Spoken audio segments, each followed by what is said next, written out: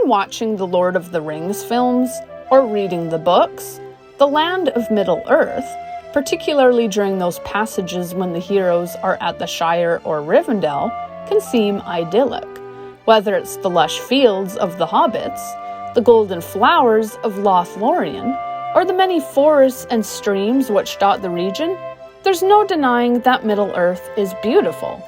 However, living there might not be as ideal as we might hope. For every poetic tale or ancient map, there is a monster or an enemy. Readers of the books will know that even the loveliest regions aren't exempt from the effects of evil, as evidenced by the scouring of the Shire. Before we continue, I'm Riley and this is Otherworldly Fiction. On this channel, I rant about fantasy books, discuss characters and lore, share my bookish opinion, and offer the occasional writing advice. If any of that sounds like your cup of Green Dragon's best brew, hit that subscribe button. Posts are on Fridays. Middle-earth, magical and mysterious though it may be, is also incredibly dangerous, hosting ancient evils, wicked men, and the decline of what makes it special. Middle-earth might be a place best avoided in person. Reason number 1. Monsters and orcs. The most obvious reason to avoid Middle-earth is, of course, the orcs. If you stay in your village or keep to your farm, you're not likely to run into orcs in your daily life. On the other hand, if you come to Middle-earth during one of Middle-earth's wars, there's a good chance you'll find yourself buried in them. Plus, even with Sauron's downfall, there's no guarantee the orcs will vanish completely. While they may be fewer in number, certain breeds, like the goblins, will likely continue to linger in the darker regions of the world. Moreover, orcs aren't the only monsters to contend with. Though their ranks are primarily bolstered by the trolls and wargs, various dangers dot Middle-earth's map. A traveler who doesn't keep his wits about him might find himself the prey of a Barrow-wight. Farmers and villagers can avoid such dangers generally, but anyone who must travel, such as a messenger or a merchant, will be at continual risk. And the wights, with their caves full of treasure, don't seem to have trouble capturing the victims they need. If Barrow-wights weren't enough, other areas, such as Middle-earth's forests, include dangerous trees and giant spiders. There are roots, which will try to crush you, trolls, which will try to stir you into their evening stew, and great insects, which will wrap you in their massive webs and suck you dry. Even in peace times, these monsters remain a permanent fixture in Middle-earth, and a constant threat to any who dare to venture outside their community. Reason number 2. Ancient and deadly beings. If your run-of-the-mill monsters weren't bad enough, the most adventurous also have to contend with the great and old evils of the world. Dragons are rare, but not entirely extinct, and there are other creatures, though technically monsters, which seem to linger. These ancient fiends include the likes of the Watcher in the Water and the giant spider Shelob. Shelob is a reason in her own right to avoid Middle-earth. She's a hungry and cunning being, and when orcs run low, she isn't afraid to vary her diet with humans or hobbits. Moreover, some of the video games would indicate she has a human form. Whatever the case, whether she's a woman or a spider, she's clever. Plus, she doesn't kill her victims. She paralyzes them. This means any unfortunate she catches will likely be motionless, but completely aware as she eats them. Unfortunately, there are still beings which make Shelob look like a lowly monster. Among the worst of these is the Balrog. The power of a Balrog matches that of a wizard, making them an invincible foe to anyone, such as a careless dwarf, who happens across it. Though Gandalf defeated the monster, he technically had to give up his life to do so. He was permitted a rebirth, but the battle nearly cost the Fellowship everything. In addition to the Balrog, you have to contend with Ringwraiths and Dark Lords. Sauron isn't even the first Dark Lord, following in the wake of Morgoth. Instead, he's technically a kind of lieutenant to the greater beings of the world.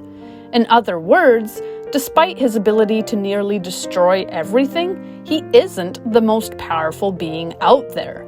There are others who are more powerful than him, and anything with half a mind can be corrupted. Wizards who have gone bad, like Saruman, can also wreak havoc. As long as those with great power or magic exist, there's potential for Dark Lords and the terrible powers they wield. Then there are their wicked spells, curses, which can create the likes of the ring race. Reason number 3, the decline of the elves. One of the biggest reasons die-hard nerds might want to live in Middle-earth is the elves. There's just one problem. The elves aren't permanent. With the Eldar sailing to the Undying Lands in droves, their kind are becoming increasingly rare in Middle-earth. While Arwen and Aragorn might usher in a new line of Dunedain, only a handful of elves will linger, though they will eventually have to leave too. Moreover, even if some elves stay, they won't command the influence they used to. The realms of Rivendell, Mirkwood, and Lothlorien will eventually fade. As the power of the elves wanes, the properties which made their old realm special will disappear, and the world overall will be less magical. In time, only man and dwarves will remain, and one of the most unique aspects of Middle-earth, the elves, will decline, leaving space for the age of man to begin. This brings me to my next point. Reason number 4, a man-ruled world. Middle-earth, like our world, will be run by humans, and therefore subject to our foibles. Those hoping to hop into Middle-earth to find escapism will find a world gripped by much of the same problems ours faces. The elves won't linger to offer guidance or fix problems. Man will be left to his own devices, and wars between humans are not unprecedented in Middle-earth. Even the elves had their betrayals, their tragic love stories, and their wars. If elves can be flawed, humans can be even more so. Animosities do exist among several of the peoples of Middle-earth. Poorer tribes resent those of Rohan for prospering while they struggle. Numerous peoples even fought against Rohan and Gondor on behalf of Sauron in hopes of gaining power or land. There will be peace, but peace can never last forever. Middle-earth, like our world, will always face the battle between good and evil, making grand-scale tragedies like war inevitable. Even Aragorn's family could find trouble later on, should their people repeat history. Though Aragorn himself isn't Isildur, who's to say his descendants won't make mistakes? The books and films end on a hopeful note, but if our own history has taught us anything, we have a penchant for repeating the mistakes of the past. Resentments remain between the varying cultures of man. Debts remain unsettled from Sauron's war, and people will continue to struggle, though they'll do so this time around with less advice from their Eldar counterparts. In conclusion, this post isn't intended to knock Middle-earth. It's a beautiful place, featuring legendary blades, mystical elvish cities, magical maps, ancient spells, and if you come to the Shire, great food. Instead, this post aims to rub away a little of the idealism nerds might betray when expressing a desire to live in Middle-earth. Middle-earth would be worth visiting, but there would be definite consequences to living there. Those hoping to escape the problems of our world will find that Middle-earth will have not only our issues, but problems of their own. In some ways, Middle-earth might be a worse place to live than our own world, if just because it has large creatures that want to eat you, dragons which can devastate whole cities, and all-powerful Dark Lords who can annihilate the world itself with the wave of a hand. By all means, visit Middle-earth. Just don't remain, or you may find yourself a Barrow-wights luncheon, a Balrog snack, are a Dark Lord's victim. Moreover, you might be enslaved by a wizard gone wrong. After all, even the Shire wasn't safe when a desperate Saruman seized it and nearly ran it into the ground to achieve some semblance of power.